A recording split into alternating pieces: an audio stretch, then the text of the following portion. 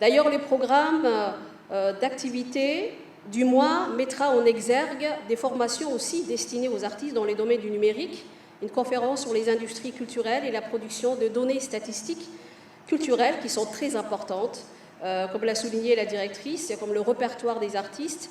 L'adoption du statique, je vous assure, est une grande avancée, parce qu'aujourd'hui, le monde se ressemble, et nous devons aussi être capables d'intégrer les différents systèmes qui régissent d'une manière universelle la culture, comme l'adoption d'un statut de l'artiste dont nous menons les projets avec le soutien précieux de l'UNESCO, ainsi que la révision et la redynamisation des droits d'auteur par la mise en place de nouveaux textes indispensables à toute création artistique, sans oublier la structuration des filières de la chaîne de valeur.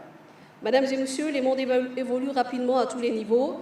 Il est devenu un village planétaire où chaque communauté apporte sa pierre à l'édifice, revendique ses valeurs culturelles, ses savoir et faire et ses produits, et nous, Djiboutiens, nous devrons en faire autant.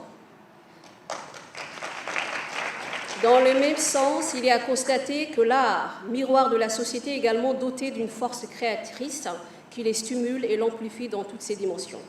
De ce fait, l'artiste concourt à la préservation, à la promotion de l'identité culturelle, la création poétique, dramaturgique, la transmission de l'oralité, maintient la vivacité de nos langues maternelles, dont il est les creuset, mais surtout dans son génie et la sève nourricière. C'est pour vous dire à quel point l'artiste est important.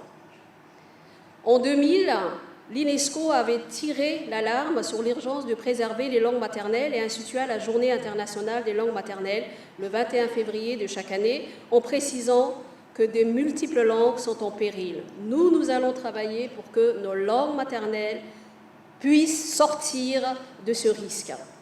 Depuis ces dates, le président de la République, son Excellence Ismaël Omar Guelleh, a inscrit dans ses priorités les langues maternelles, qui sont la source de nos cultures et le socle de notre développement humain.